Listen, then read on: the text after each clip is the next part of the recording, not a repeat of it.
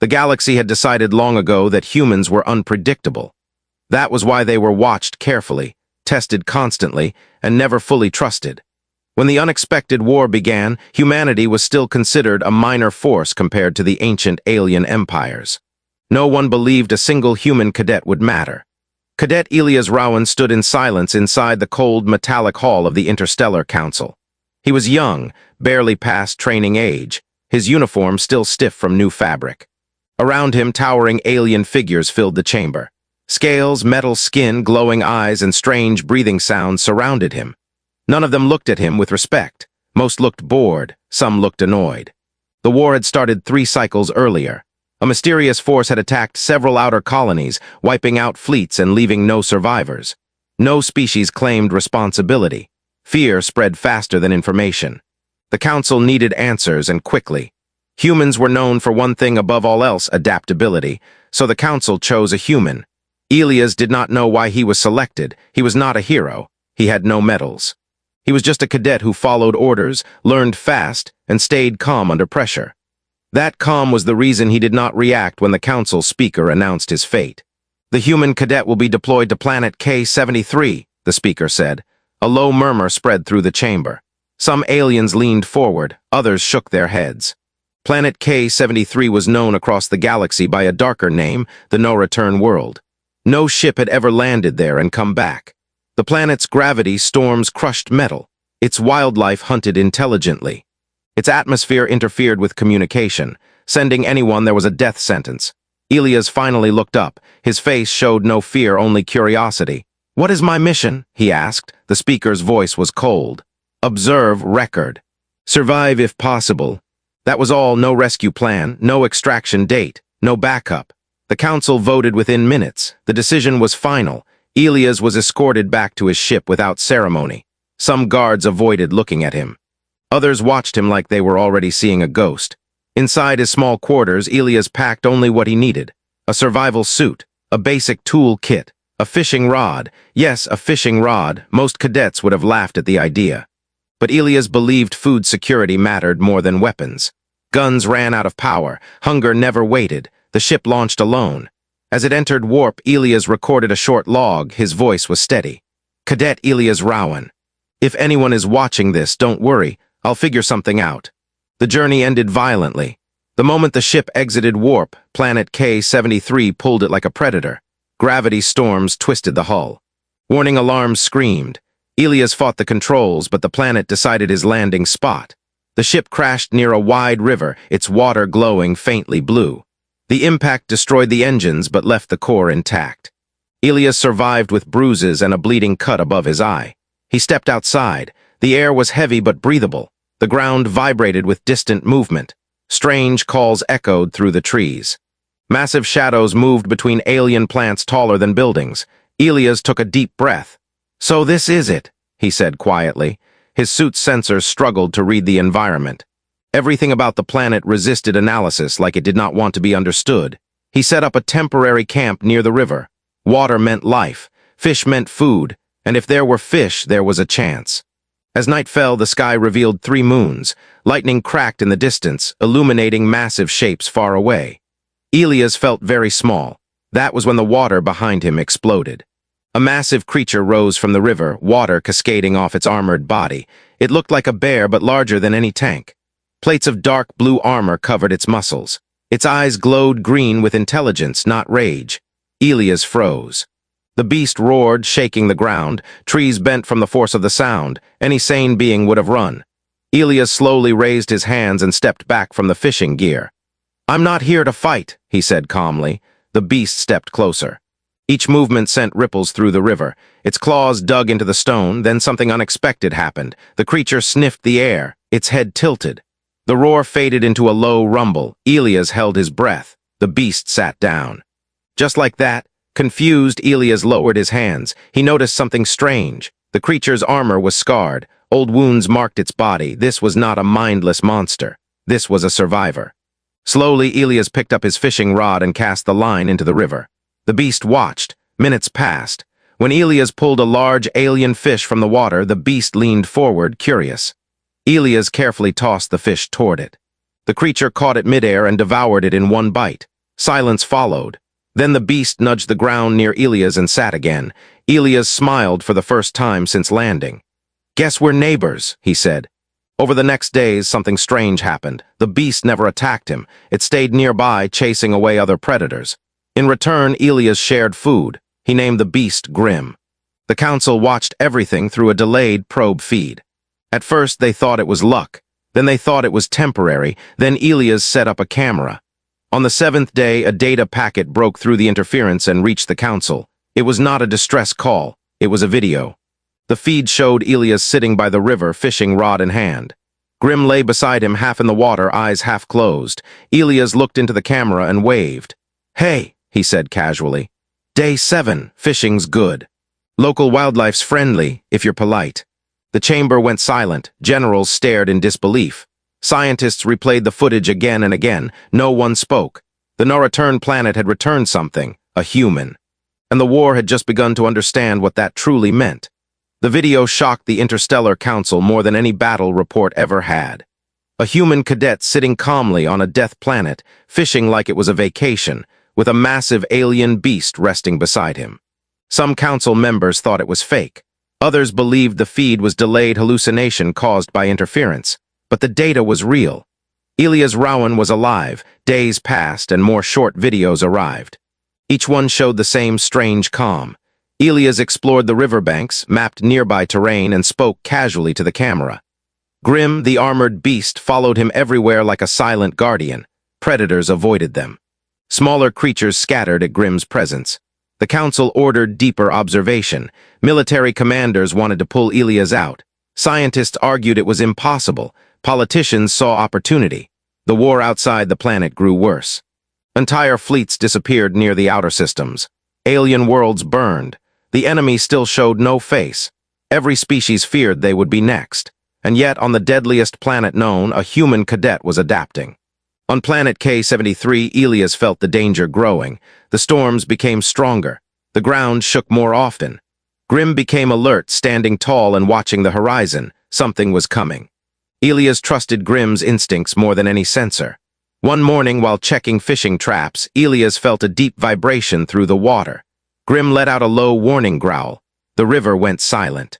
Even the insects stopped making noise. Elias reached for his survival blade. From the trees emerged creatures unlike anything Elias had seen before. Tall, thin, and covered in dark armor that seemed grown rather than built. Their eyes glowed faint red. They moved with purpose, not hunger. They were not animals. They were scouts. Grim stepped forward, placing himself between Elias and the newcomers. His armored back plates rose and his claws dug into the ground. The creatures paused. They observed. One of them raised a limb and made a sharp clicking sound. Elias slowly raised his hands again. "We don't want trouble," he said. The scouts reacted instantly. Energy blades extended from their arms. One lunged toward Grim. The fight was violent and fast. Grim roared and slammed into the attacker, crushing it into the ground. Another scout jumped high, landing on Grim's back, stabbing between armor plates. Grim screamed in pain and rolled, smashing the creature against a rock. Elias moved without thinking. He ran forward and drove his blade into the joint of the third scout. The blade barely penetrated, but it slowed the creature long enough for Grim to finish it. The last scout retreated, disappearing into the forest with unnatural speed. The battle lasted less than a minute. Grim collapsed into the river, bleeding dark fluid.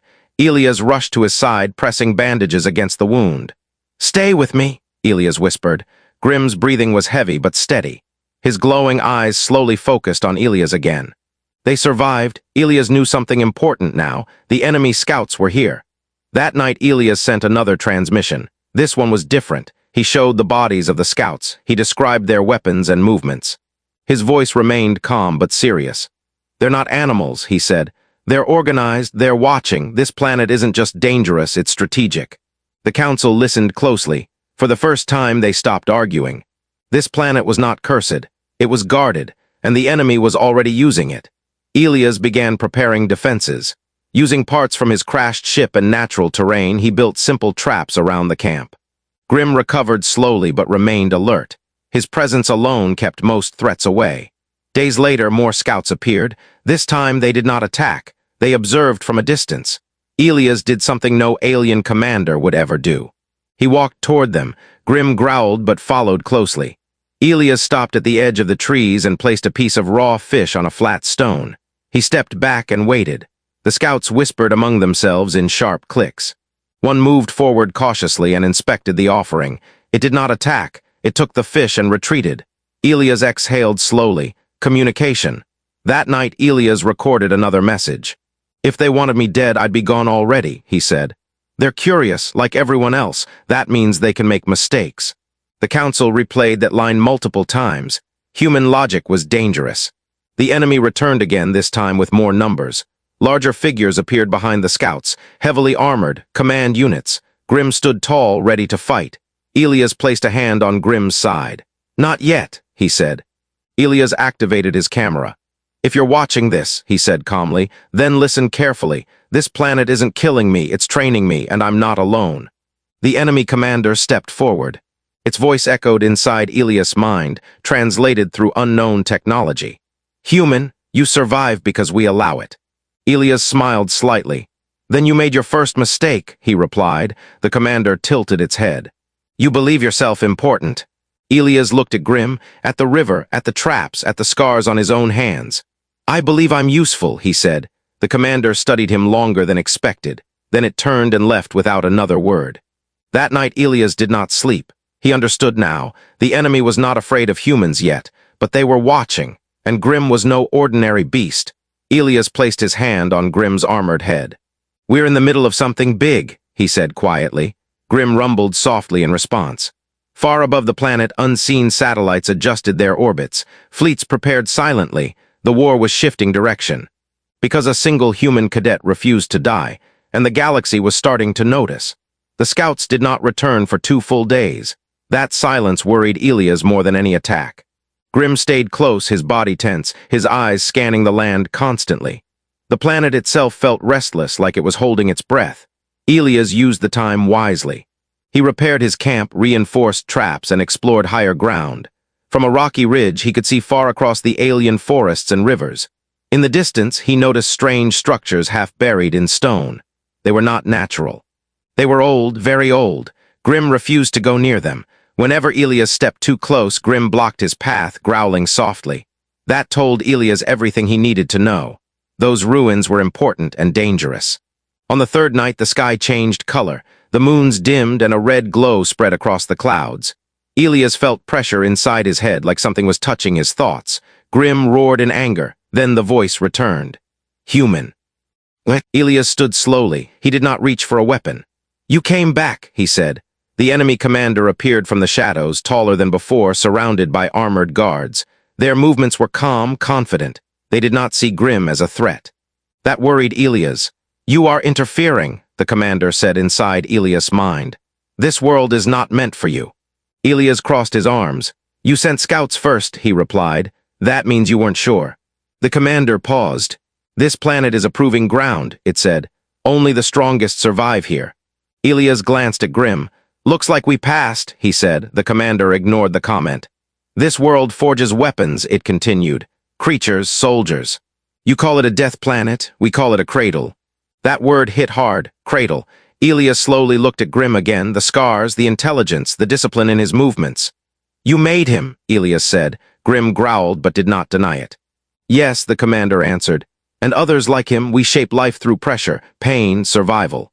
Elias clenched his fists. "You turned a planet into a weapon factory." "We turned chaos into control," the commander replied. "You are an anomaly. Humans were not part of the design." Elias took a step forward. "Funny thing about humans," he said calmly, "we don't need permission." The guards shifted, weapons ready. The commander raised a limb. "Your presence attracts attention," it said. "The council watches, they learn that cannot continue." Elias smiled slightly. "Too late." The commander stared at him. "Then you will be removed." The attack was sudden. Energy blasts lit the night. Grim charged, slamming into the guards with terrifying force. Elias rolled behind cover using terrain and traps he had prepared. Explosions echoed across the river. Grim fought like a living fortress, absorbing damage and striking back harder. Elias moved fast, precise, never wasting motion. One guard fell, then another. The commander watched carefully, not interfering. Then it raised both limbs. The ground shook violently. From the ruins, something awakened. A massive creature emerged, larger than Grimm, covered in dark crystal armor. Its eyes burned red. The planet itself seemed to bend around it. Grimm froze, fear. Elias felt it through Grimm's body. The commander spoke calmly. "The apex," it said, "the final test." The creature roared and charged. Grimm hesitated only a second, then stepped forward. "No," Elias shouted. Grimm ignored him. The clash was brutal. The apex struck Grimm with enough force to send him crashing into stone. Elias fired everything he had, but the creature barely reacted. Grimm rose again, bleeding heavily. Elias realized the truth. Grimm was not meant to win alone. This test was designed for species that fought in numbers. Elias ran toward Grimm without thinking. He climbed onto Grimm's back as the apex attacked again. The impact threw them both, but Elias held on. "Listen to me," Elias shouted into Grimm's ear. "You're not alone anymore." Something changed. Grimm's eyes glowed brighter. His movements became more controlled, not stronger, smarter. They moved together. Grimm dodged when Elias guided him. Elias struck weak points Grimm exposed. Step by step, they adapted. The apex roared in frustration. The commander's calm cracked. "This is impossible," it said. Elias laughed, breathless. "That's kind of our thing." With one final coordinated strike, Grimm pinned the apex and Elias drove his blade deep into its core. The creature collapsed, shaking the ground one last time before going still. Silence followed. The guards retreated. The commander stared at the fallen apex. "You bonded," it said slowly. "That was not expected." Elias slid off Grimm and stood tall despite his injuries. "You build weapons," he said. "We build partners." The commander stepped back. "This changes nothing," it said. "Your species will fall like the rest." Elias looked directly at it. "Then why are you retreating?" The commander disappeared without answering. Elias collapsed beside Grimm, exhaustion finally catching up. Grimm lowered his head, pressing it gently against Elias. High above the planet, the council received the full battle feed. They watched a human and a beast defeat something designed to kill entire species. No one spoke. Military leaders changed plans. Scientists rewrote theories. Politicians stopped doubting. Humans were not just adaptable, they were dangerous. Elias recorded one more message before resting. "If this planet is a cradle," he said quietly, "then humanity just learned how to walk." Grimm rumbled softly beside him. The war was no longer distant. It had found its center. And it was standing beside a river, holding a fishing rod. Elias woke to silence. Not the normal quiet of the river or the forest, but something deeper. The planet felt calm in a way it never had before. Grimm lay beside him, breathing slowly. His wounds were already healing, the armored plates knitting together like living metal. Elias pushed himself up slowly. His body ached, but his mind was clear. The apex was gone. The enemy had retreated. For the first time since landing, Elias felt that the planet itself was watching him with interest instead of hostility. Grimm stood and looked toward the ancient ruins again. This time he did not block Elias. Instead, he walked forward. Elias followed.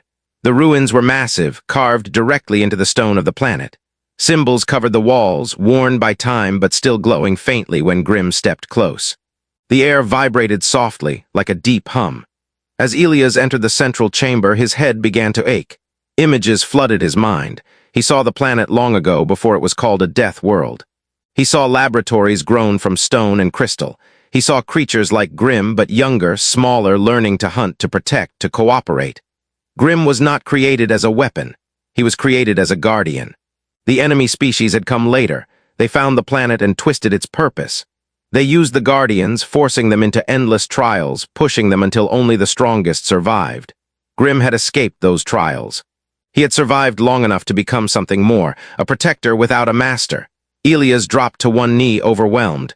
"They broke you," he whispered. Grimm lowered his head and touched Elias gently. "They broke us both." The words did not come from Grimm's mouth, but Elias understood them clearly. The bond between them had crossed something new. Above the planet, the council argued. Some wanted to extract Elias immediately. Others believed removing him would break whatever balance he had created. Military commanders were divided. One truth could no longer be denied. The enemy had begun avoiding planet K-73. Scouts no longer approached openly. Surveillance showed ships adjusting their routes away from the system. They were afraid. Elias spent the next days improving the camp and healing Grimm. He used the ruins to learn more. The planet responded to Grimm's presence, opening paths and activating ancient systems. Elias documented everything and sent it to the Council, not as requests, as information. Then one night the enemy returned, not with weapons. With a message, a projection appeared near the river. The commander's form shimmered, unstable. "You have damaged the balance," it said. Elias stood calmly, fishing rod in hand. "You mean your control," he replied. The commander's voice was tense. "This planet was never meant to bond with you." Elias looked at Grimm. "Seems like it chose," he said. The commander hesitated. "You do not understand what you have started. Other worlds like this exist, cradles. If humans reach them, they won't be yours anymore," Elias finished. Silence. The commander finally spoke again. "We will destroy this world before we allow that." Elias' calm faded. "You won't," he said quietly. "And why is that?" The commander asked. Elias activated the ruins. The ground glowed. Energy surged through ancient channels. The planet awakened fully for the first time in centuries. Grimm roared, a sound that echoed into orbit. From the forests, shapes emerged. Other guardians, scarred, powerful, alive. The commander's projection flickered violently. "You woke them," it said in disbelief. Elias held the fishing rod loosely, like it was nothing more than a stick. "No," he said, "they woke themselves." The projection vanished. High above, enemy ships turned away in panic. The Council watched everything. They realized the truth. Humans did not conquer worlds, they befriended them. Elias recorded another message. "If you're planning an invasion," he said calmly, "don't. This planet already chose its side." Grimm sat beside him, watching the river. The war had changed again. Now the enemy was not fighting a species. They were fighting an idea, and humanity was very good at spreading those. The galaxy did not change overnight, but the fear did. Enemy fleets stopped advancing. Border systems reported silence where destruction once followed. Long-range scans showed enemy ships moving away from human-controlled space. For the first time since the war began, the pressure eased. The Council finally spoke with one voice. Humanity was no longer a minor force. They were a variable no one could predict. Elias Rowan remained on planet K-73 not as a prisoner or sacrifice, but as a symbol.